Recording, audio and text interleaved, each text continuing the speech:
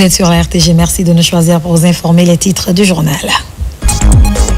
Renforcement de capacité des magistrats. Le Premier ministre, chef du gouvernement, préside la cérémonie. Cette rencontre qui durera 2 jours a mobilisé l'ensemble des acteurs de la chaîne pénale guinéenne. Le développement dans un court instant. Et puis une rencontre sur la mise en place d'un plan de formation continue des diplômes universitaires en médecine d'urgence et en soins infirmiers vient de se tenir à Mafreya. L'objectif est de former les agents de santé afin de répondre aux besoins d'urgence. Enfin, à Kamsar, un réseau de trafic illicite de migrants vient d'être démantelé.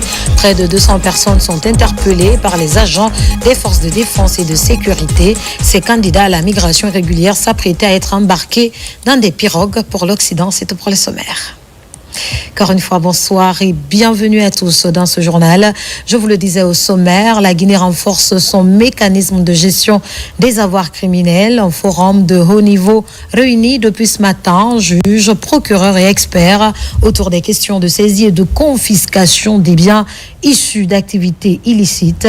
Organisé par l'AGRASC, Agence guinéenne de gestion des avoirs saisis et confisqués en collaboration avec son homologue française, l'atelier s'est déroulé dans la salle historique du procès des événements du 28 septembre. Adi Kamara, Ousmane Bangora. L'État guinéen intensifie ses efforts dans la lutte contre la criminalité économique et financière. Preuve en est, ce forum de 2 jours en vue de renforcer les capacités de l'agence de gestion et de recouvrement des avoirs saisis et confisqués, l'AGRASC en abrégé. Il s'agit de consolider l'articulation entre les autorités judiciaires et administratives dans la mise en œuvre des décisions de saisie et de confiscation. Les autorités actuelles de notre pays, avec à leur tête le général d'armée Mamadi Doumbouya, chef de l'État, chef suprême des armées, ce dernier maillon de la chaîne pénale qu'est la grâce, arme fatale contre la délinquance financière, n'aurait pas vu le jour. Je voudrais associer dans cette formule tous les magistrats de ce pays, tous les OPJ de ce pays et tous les autres cadres dont les services concourent dans le quotidien à la saisie et ou à la confiscation des avoirs. Ce forum qui réunira pendant 2 jours des experts français et guinéens, des magistrats, des enquêteurs, des praticiens du droit et des gestionnaires des biens publics a pour ambition de favoriser le dialogue, de partager les bonnes pratiques et de renforcer les capacités nationales dans la gestion des avoirs saisis et confisqués. Placé sous l'autorité du Premier ministre chef du gouvernement, ce forum se tient en collaboration avec l'AGRASC France afin d'échanger sur un certain nombre d'éléments qui favorisent les bonnes pratiques, le dialogue et les mécanismes de traçabilité. À ma qualité de garde des Sceaux, je m'engage solennellement à renforcer les directives de politique pénale en matière de lutte contre la criminalité économique, à assurer un encadrement rigoureux des pratiques professionnelles et à encourager une meilleure culture de coopération interinstitutionnelle. Je veillerai dans les mois à venir à ce que toutes les juridictions répressives soient sensibilisées, appuyées et responsabilisées dans la mise en œuvre des outils juridiques de saisie et de confiscation. Il s'agira aussi de promouvoir des modules de formation continue pour les magistrats sur les mécanismes de gestion des avoirs saisis en étroite collaboration avec l'AGRASC Guinée. Ce forum est l'occasion de renforcer nos compétences, d'harmoniser nos procédures et esquisser ensemble une feuille de route partagée pour une gestion plus efficace et transparente des avoirs saisis et confisqués. C'est très important de le souligner. La question fondamentale de la refondation de l'État, ce n'est pas un vain mot, ce n'est pas simplement faire des routes, faire des bâtiments, des infrastructures, c'est de doter la République des instruments lui permettant à ce que la justice puisse être en conformité avec le droit de la manière la plus équitable et la plus juste possible. À cette occasion, c'est vrai que nous sommes à notre balbutiement dans différents domaines. La CRIEF, la grâce, et donc c'est avec satisfaction que nous saluons la coopération qui s'esquisse d'ores et déjà entre la grâce France et la grâce Guinée. Voilà un pas de plus vers une justice économique plus rigoureuse pour une Guinée tournée vers la bonne gouvernance, une réelle volonté de se conformer aux standards internationaux. Direction la Cité des Agrumes où la deuxième session de la mise en conformité des programmes de master a été lancée. Cette rencontre scientifique qui a mobilisé recteurs, directeurs généraux et enseignants-chercheurs vise à reformer les programmes d'enseignement en Guinée en vue de faciliter la politique de co-construction. C'est le ministre de tutelle Alpha Bakar Barry qui a présidé la cérémonie. Mounir Barry, reportage. Diplôme de master constitue de nos jours un document charnière dans le processus des études avancées. À l'enseignement supérieur, une nouvelle dynamique est engagée dans l'exécution des réformes structurantes des programmes en cours. À cette rencontre de Kindia, il est question d'harmoniser la politique de co-construction des programmes afin de mieux répondre aux attentes de l'État, des entreprises locales et étrangères. Cet atelier permettra de poursuivre et d'obtenir des livrables dans 4 domaines précis. La réforme, l'examen de la conformité d'une soixantaine de programmes de master soumis par les institutions universitaires et en même temps l'organisation des études avancées, particulièrement la relation entre les masters et leurs doctorats. Les offres de formation ici et là foisonnent. Mais est-ce qu'il y a conformité dans ces programmes de formation? Et est-ce que la formation qui va être donnée aux mastérants et aux doctorants va profiter aux récipiendaires? En marge du séminaire sur la 10e session de mise en conformité des programmes de master, le ministre en charge de l'enseignement supérieur lance un nouveau programme de master très innovant. Il s'intitule Innovation, entrepreneuriat et industrie. L'objectif pour nous, c'est de mettre en place un mécanisme pour les mettre à jour à chaque fois qu'il est nécessaire de le faire.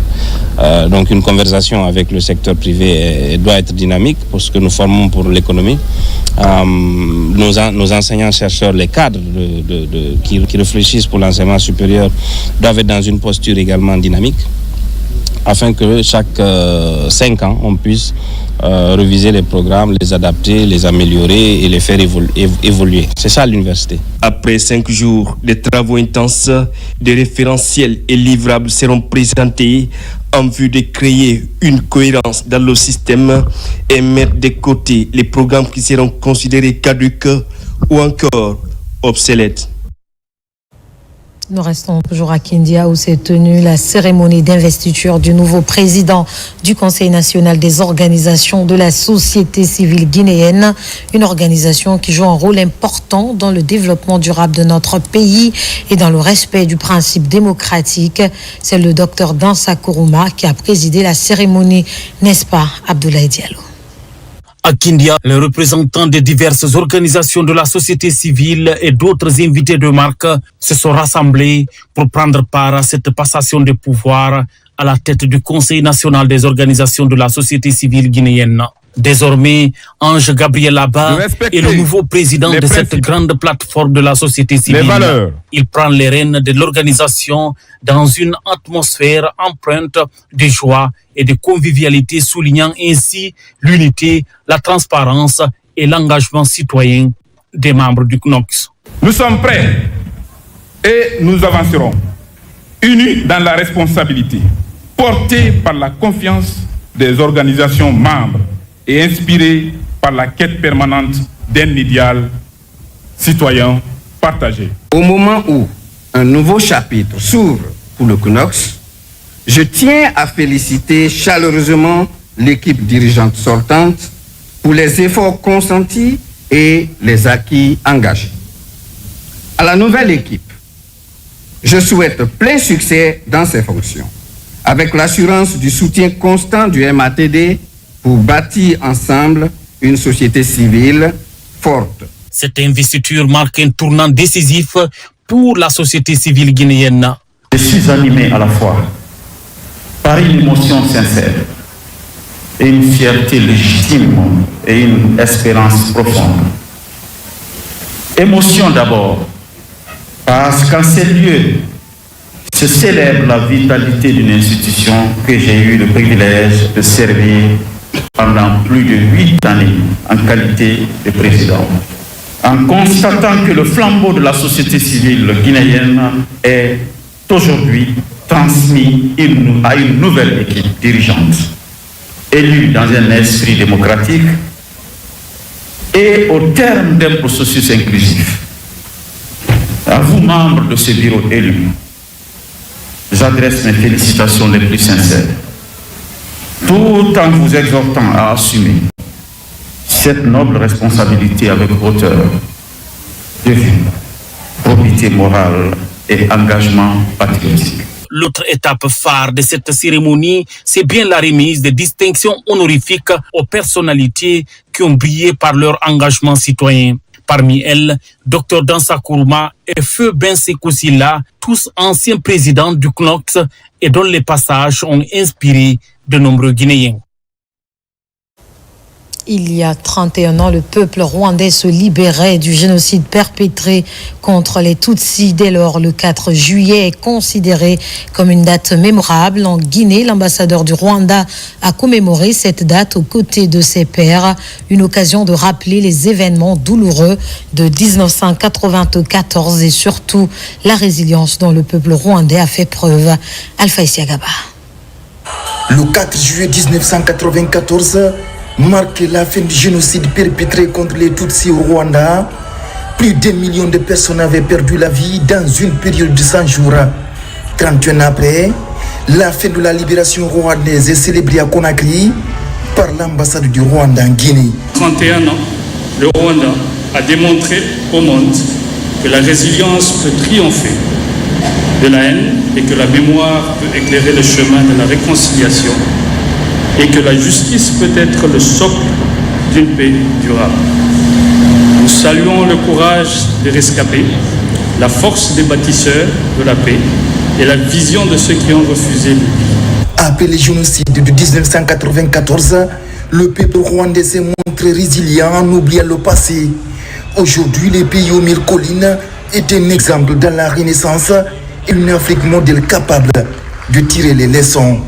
Le 4 juillet, Kwibohora marque l'aboutissement d'un combat noble pour mettre fin à une période d'épreuves tragiques, mais aussi le début d'un long processus de reconstruction nationale. En ce jour commémoratif du 4 juillet, date hautement symbolique qui marque la libération nationale du Rwanda, prendre la parole pour rendre hommage au peuple et au gouvernement rwandais pour leur courage ayant permis de se relever après l'odieux génocide de 1994. Depuis cette renaissance, le Rwanda s'est illustré comme un modèle de résilience, d'innovation et de transformation politique, économique et sociale sur le continent africain, forçant admiration et respect. Avec la vision du président Paul Kagame, un chemin de développement s'est vite tracé après les génocides. Une vision commune largement partagée avec celle du président général Mamadi Doumbouya dans sa politique de refondation.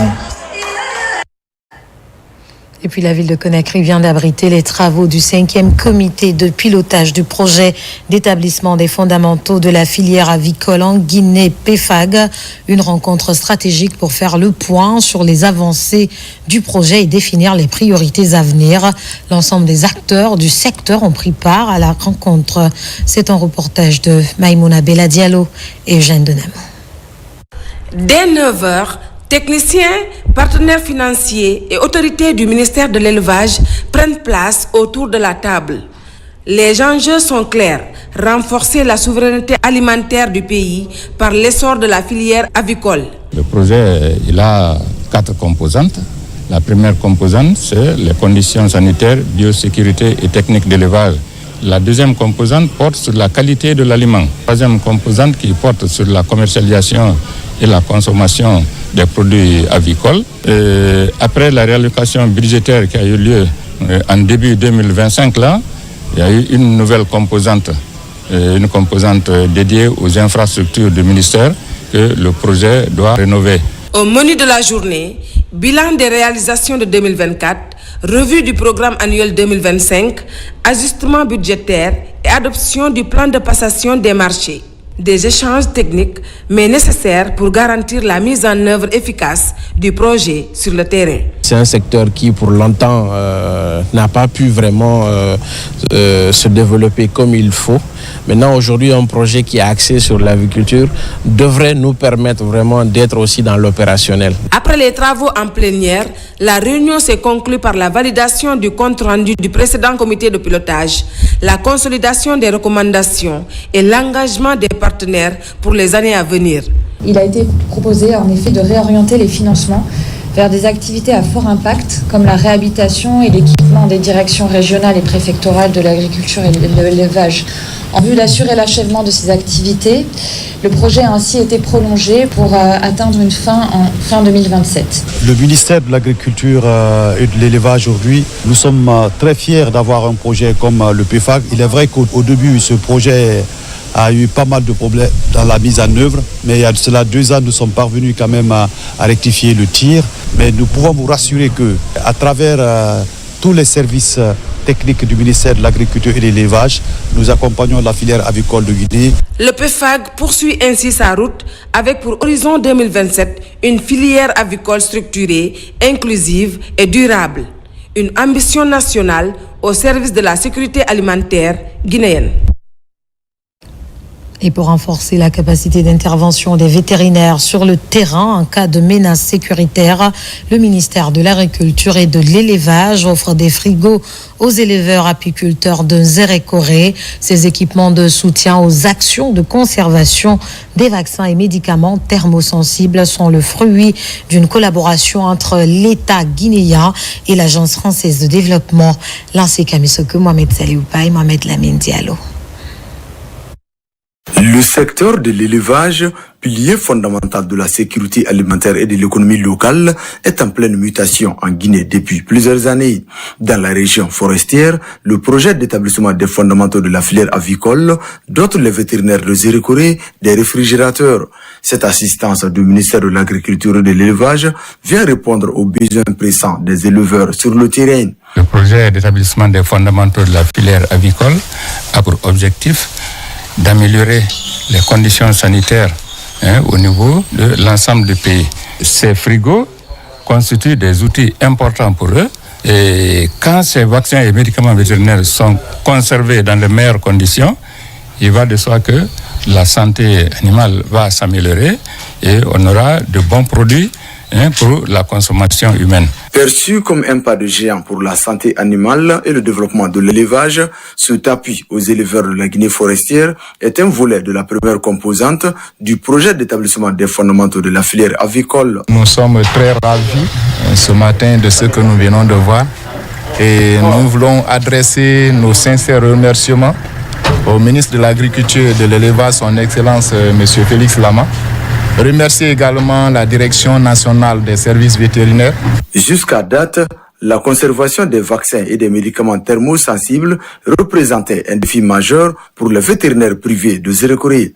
Grâce à ce projet, financé par l'Agence française de développement AFD, la région renforce sa ceinture de sécurité contre les menaces des maladies zoonotiques. Au Centre national de formation et de recherche en santé rurale de Mafereya, une rencontre sur la mise en place d'un plan de formation continue des diplômes universitaires en médecine d'urgence et en soins infirmiers d'urgence y passe. L'idée est de former les agents de santé pour faire face aux urgences. Le document est en élaboration par l'ensemble des parties prenantes. Kerno Maroufba, compte rendu. Renforcer les capacités des agents de santé en médecine et soins infirmiers d'urgence est l'objectif du projet Urgence en Guinée, dans son volet pédagogique. Il vise principalement à mettre en place des formations diplômantes.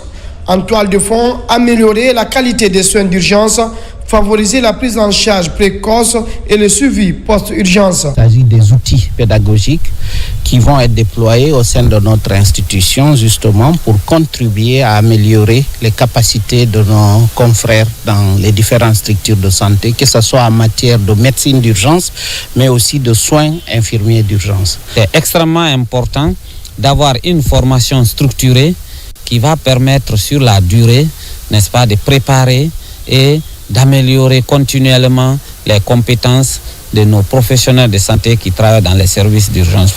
La création de ces diplômes universitaires en médecine d'urgence et en soins infirmiers portés par le Centre d'excellence d'Afrique de l'Université Gamal Abdel Nasser est soutenue par Expertise France. On a eu la mobilisation des experts au niveau national, deux experts qui ont l'expertise en médecine d'urgence et un expert pédagogique qui accompagne tout ce processus. Mais il est bien entendu, on sera accompagné dans ce processus par l'Université de Bordeaux qui va nous accompagner durant tout ce processus. Pendant les jours qui suivent, nous allons travailler ensemble sur plusieurs axes, à savoir l'élaboration des curricula. Nous allons définir les compétences nécessaires pour nos futurs diplômés, en veillant à ce qu'elles soient en adéquation avec les besoins du terrain. En formation continue, nous allons discuter des modalités de mise en place d'un plan de formation continue qui permettra à nos professionnels de santé de se perfectionner tout au long de leur carrière. Durant 10 jours, experts, partenaires, cadres du ministère de la Santé et de l'enseignement technique vont se pencher sur ce document et l'amender avant sa validation. Dans l'actualité, encore une conférence axée sur le programme Simandou 2040 vient de se tenir en faveur des étudiants de l'Institut supérieur de commerce et d'administration des entreprises en Guinée. L'objectif est d'édifier ces apprenants sur les avantages liés aux 10 programmes et plus particulièrement pour les jeunes de Guinée. Alseni Kamara, Marwan Kamara. À l'Institut supérieur de commerce et d'administration des entreprises, une conférence interactive est organisée. Elle réunit étudiants, encadreurs et conférenciers autour de la thématique portant sur le programme Simandou 2040. Un programme d'envergure développé par le conférencier afin de permettre aux étudiants d'avoir un regard croisé sur les avantages du projet minier Simandou pour les jeunes Guinéens. Les belles périodes de ce qu'on appelle retour sur investissement vont commencer dans quelques années et ça va trouver ces étudiants ont fini les études, sont diplômés et vont tomber dans l'environnement où c'est la croissance de Simandou qui va porter la croissance nationale. Donc il est extrêmement important qu'ils soient assez avertis maintenant pour qu'ils sachent quelles sont les opportunités possibles avec Simandou par rapport versus à leur cursus actuel.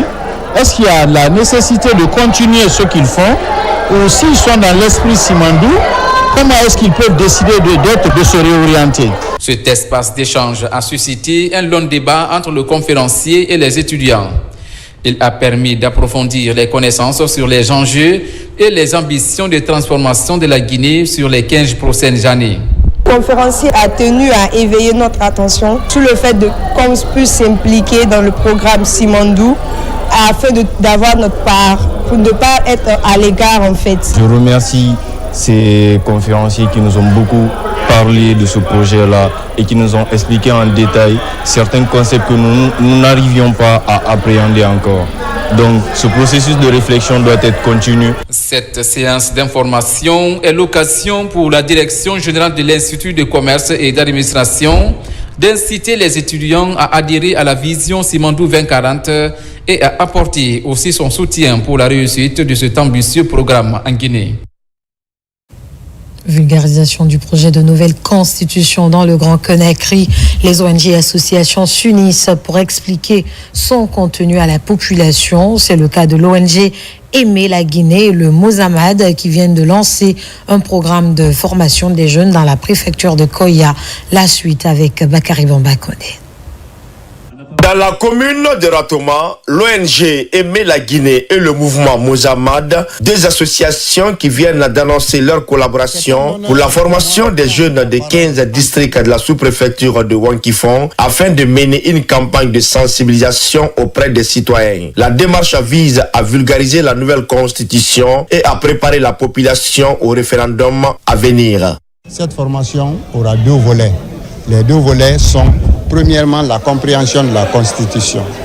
Le projet de Constitution que nous avons et dont le référendum de septembre va permettre l'approbation populaire doit être compris par les citoyens. Les représentants des deux associations ont mis l'accent sur l'importance d'informer les citoyens sur les enjeux liés à la nouvelle constitution. Elles prévoient plusieurs activités pour atteindre leurs objectifs. Dans Grand Conakry, beaucoup de nos concitoyens ne savent pas lire le français. Donc il faut les traduire le contenu de la constitution en langue locale pour les expliquer les enjeux majeurs, les points essentiels, afin de les pousser à comprendre son contenu. Il revient maintenant aux différentes structures de vulgariser l'essence même de cette nouvelle constitution dans nos différentes localités. La préoccupation essentielle de ce mouvement, c'était de savoir comment ils vont s'y prendre pour vulgariser ce document phare, ce document qui va éclairer la Guinée pour plusieurs dizaines d'années à venir. Grâce à des actions conjointes, cette initiative de l'ONG Aimer la Guinée et le Mozamad va renforcer la participation citoyenne et garantir que chaque voix soit entendue dans ce processus crucial, selon les responsables. Nous poursuivons cette édition. L'employabilité des jeunes reste une priorité pour la délégation spéciale de la commune urbaine de l'Abbé. Depuis la nomination des membres, le sujet a plusieurs fois été évoqué, d'où le projet Jeunes Entrepreneurs pour soutenir la croissance économique et réduire le flux migratoire irrégulier vers l'Occident. Sona Sagno, Sarafdine Diallo. L'amélioration de l'employabilité des jeunes est l'une des priorités affichées par la délégation spéciale de la commune urbaine de l'Abbé depuis son arrivée aux affaires. C'est dans cette dynamique qu'est né le projet Jeunes Entrepreneurs, une initiative visant à stimuler la croissance économique locale et freiner la migration irrégulière vers l'Occident. Compte tenu du succès obtenu au niveau de cette première phase, on a demandé de l'appui. Et on est heureux qu'il y aura un deuxième projet COGEL. Donc ça quand même, c'est du fait que le premier projet a été bien exécuté, que les partenaires ont porté confiance. On a suivi la formation des incubations ensemble, de ne pas se décourager aujourd'hui et aussi ils ont gagné. Même s'ils n'ont pas gagné beaucoup d'argent, mais ils ont gagné la formation. Ce projet est soutenu par Sicoval, partenaire historique, avec l'appui du ministère français de l'Europe et des Affaires étrangères sous la coordination technique de l'ONG française, le partenariat. Entreprendre, c'est difficile. C'est beaucoup d'efforts et de sacrifices, mais entreprendre, c'est une position de vie. C'est choisir de s'orienter vers les solutions, c'est oser prendre des risques et c'est surtout être acteur de sa propre vie. Alors pour cela, je souhaite féliciter l'ensemble des lauréats qui ont eu le courage de se lancer dans l'aventure entrepreneuriale. Je voudrais juste que cette initiative, que ça ne s'arrête pas, que cela ne s'arrête pas à la première édition. Parce qu'on a vu ce que la commune urbaine a pu faire par rapport à ces nouveaux entrepreneurs. Voyons l'enveloppe qui les a accompagnés afin qu'ils se lancent dans l'aventure de l'entrepreneuriat. Les autorités locales saluent cette initiative qu'elles considèrent comme un levier efficace d'autonomisation des jeunes et un appui concret à la lutte nationale contre la pauvreté. Troisième grand titre de cette édition dans la sous-préfecture de Kamsar. Un réseau de trafic illicite de migrants vient d'être démantelé. Près de 200 personnes sont interpellées par les agents des forces de défense et de sécurité. Ces candidats à la migration irrégulière en complicité avec des passeurs devraient s'embarquer dans des pirogues pour l'Occident. N'eût été la vigilance des agents postés sur place. Younous Atawel Kamara pour plus de précisions. Incroyable mais vrai, environ 200 migrants potentiels ont été découverts dans cette cour ici à Kamsara. L'affaire s'est déroulée dans la sous-préfecture où un réseau de trafic de migrants a été démantelé grâce à la vigilance des forces de défense et de sécurité. Informé de la situation, le gouverneur de la région et le procureur de Boké se sont immédiatement rendus sur le lieu. Au courant des 2 derniers mois, 3 interpellations ont été faites concernant des embarcations se trouvaient des candidats à la migration clandestine vers l'Europe et particulièrement en Espagne. Et toutes ces embarcations ont eu pour point de départ, n'est-ce pas, des débarcadères de Kamsar. Que ce soit les auteurs, les co-auteurs, les complices de ce trafic répondront de ces faits devant la loi. Le général Mamadi Doumbouya est en train de débrousser suffisamment de moyens pour l'insertion des jeunes. Aujourd'hui, il y a plusieurs centres de formation qui sont créés un peu partout. Quand vous verrez Boké, il y a au moins 5 à 6 centres de formation professionnelle qui sont créés et qui sont opérationnels pour permettre à ces jeunes d'accéder et d'apprendre les métiers. Dans cette même cour, un autre groupe composé de jeunes filles et de mères de famille a été également retrouvé. Ces femmes étaient prêtes à s'embarquer clandestinement à bord de pirogues à destination de l'Occident. Il y a un motard qui m'avait déposé au marché Sahara et j'ai trouvé un véhicule vitre fumée qui m'a pris pour m'envoyer ici. Je suis vendeuse de poissons. J'ai fait un transfert de 20 millions sur un numéro inconnu pour mes enfants et moi. Moi, je suis venu avant-hier à Kamsar. On m'avait dit de venir jusqu'au marché Sahara où je peux trouver un véhicule qui va me conduire dans la cour. J'ai fait un transfert de 15 millions pour aller en Europe. Profitant de cette opération, les autorités de Boké ont organisé une séance de sensibilisation à l'intention des habitants de la commune rurale de Kamsar. Lors de cette causerie éducative, les dangers et les conséquences tragiques de ce voyage incertain ont été largement expliqués à la population. Journée internationale des droits de l'enfant à Kindia. Child Fund et la fédération Mounafani étaient aux côtés des tout-petits. Une occasion pour ces acteurs de réaffirmer leur engagement au respect des droits et de la protection des enfants. Lansana Kamara, Marwan Kamara. À la Maison des Jeunes de Kindia, la fédération Mounafani et son partenaire Child Fund au cœur de la célébration de la Journée internationale de l'enfant. Un événement annuel que ces deux partenaires ont dédié à la sensibilisation et à la mobilisation sociale de la population de Kindia autour de la protection et du bien-être de cette couche. Kindia, un mois ne se passe pas sans qu'on enregistre au minimum 5 cas à 6 cas. Passer ce moment sans manifester notre engagement, mais aussi notre contribution pour le respect des droits des enfants, pour nous, c'est une transition vis-à-vis de ces enfants-là. C'est pourquoi cette journée représente pour la fédération et l'ensemble de ses cadres et le conseil d'administration une journée de réflexion, mais aussi une journée d'honneur accordée pour les droits des enfants.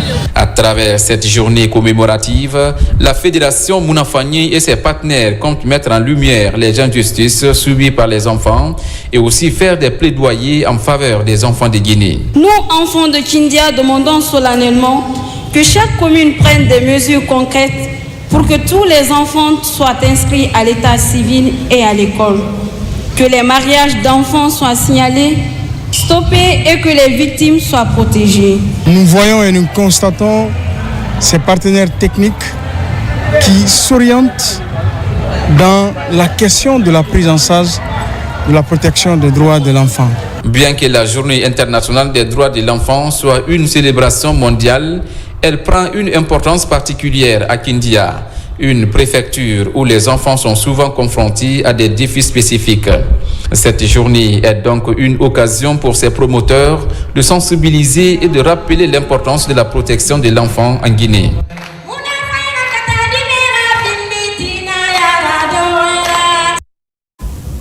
Dans l'actualité, toujours un document conventionnel pour appuyer des initiatives locales est adopté à Koundjan, commune rurale de Mandiana.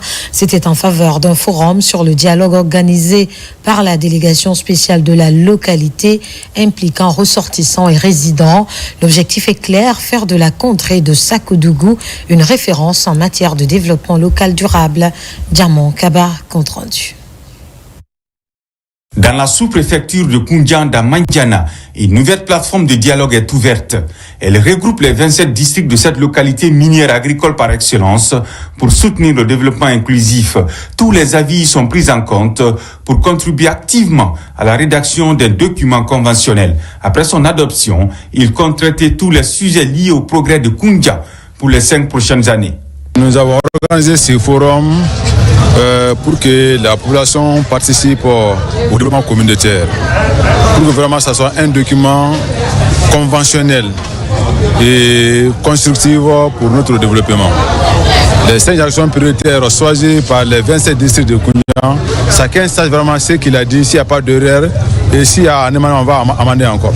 Si chacun s'y met, on peut trouver un bon document et inviter tous les acteurs aussi à ne pas laisser le document dormir. On doit le vendre pour que les activités qui seront planifiées puissent être réalisées et dans le délai requis dans le document. Le rendez-vous donne la parole aux citoyens pour se faire entendre. Déjà, sur la table, des axes prioritaires sont définis pour répondre aux besoins communautaires. Parmi les projets phares, la santé, l'éducation, la culture, l'environnement et l'assistance sociale. Les ressortissants n'ont que 2 points. Premièrement, achever l'hôpital qui a été prévu depuis des années. C'est là, tout a été fait, mais ça n'évolue pas. Malheureusement, ceux qui étaient avant nous ont déjà inauguré leur hôpital. Si cela finit, nous souhaiterons être plus grands. L'ouverture du forum sur le développement local de Koundian est un vent de renouveau pour accompagner les efforts du gouvernement engagé à soutenir les initiatives locales. Entre l'attractivité et l'espoir d'un lendemain meilleur, la municipalité rassure les communautés pour le respect de ses engagements communs. Et disons que la question relative à la scolarisation des filles est en débat à Conakry. Pour y arriver, le CPDH, en collaboration avec les jeunes filles leaders de Guinée et Avocats sans frontières France, se retrouve. Cette rencontre sous forme de causerie vise à inciter les jeunes apprenants à devenir des acteurs du changement et à s'engager activement pour la cause. Le projet est financé par l'Union européenne, son enseignant. Sensibiliser les jeunes sur les bienfaits de l'éducation des filles pour elles-mêmes, leur famille et la société. Tel est l'objectif de cette causerie débat initiée par le Centre guinéen de promotion et de protection des droits de l'homme en partenariat avec Avocats sans frontières France et le Club des jeunes filles leaders de Guinée. Libre qui est l'impunité des acteurs de violence basés sur le genre en Guinée. Et nous avons mobilisé dans la zone de Conakry 50 étudiants et élèves, en plus des encadreurs, pour les sensibiliser autour de la question de scolarisation des jeunes filles qui est en lien avec la thématique du 8 mars passé. Aujourd'hui, on est là, c'est pour échanger par rapport à ces faits sociaux surtout, qui sont liés soit à la tradition, soit à certains facteurs encore qui influencent réellement, mais aussi par rapport aussi aux politiques publiques qui pourraient vraiment aussi influencer positivement la scolarisation et le maintien des filles à l'école. Placé sous le thème pour toutes les femmes et les filles, droit, égalité et autonomisation, la rencontre a réuni des jeunes autour de discussions sur les obstacles à la scolarisation des filles. Pauvreté, mariage précoce, harcèlement, grossesse précoce ou encore travail domestique. J'ai pu retenir beaucoup de choses. J'ai d'abord compris le concept de la scolarisation de la jeune fille. Ensuite, j'ai compris la place qu'occupe cette scolarisation au sein de notre société. Et aussi, nous avons énuméré les causes qui sont à l'origine de l'empêchement de la scolarisation de ces jeunes filles.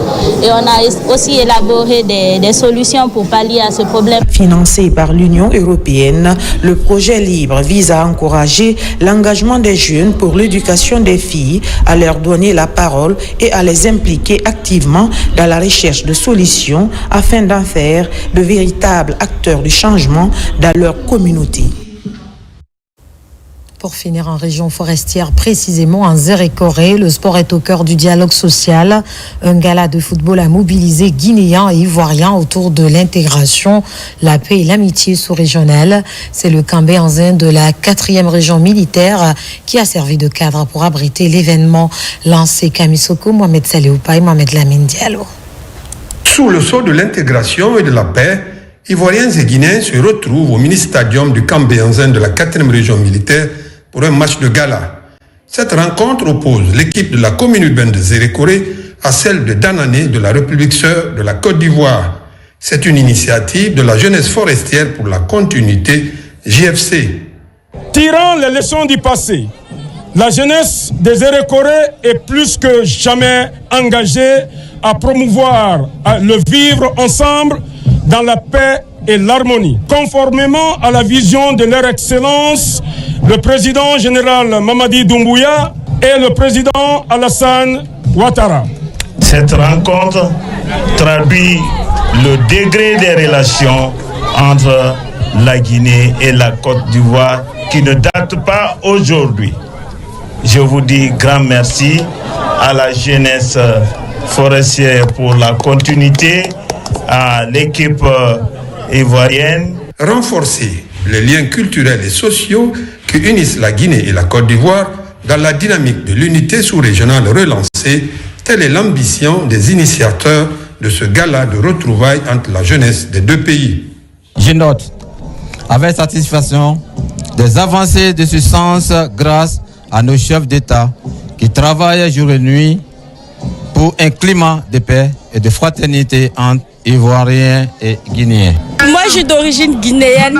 J'aime la Guinée, mais je suis ivoirienne. Que la paix règne entre nous et que nous soyons toujours comme avant, que nous soyons toujours comme ça. L'événement connaît la participation de plusieurs centaines de supporters ivoiriens accueillis dans un climat de fraternité, de convivialité et de sécurité.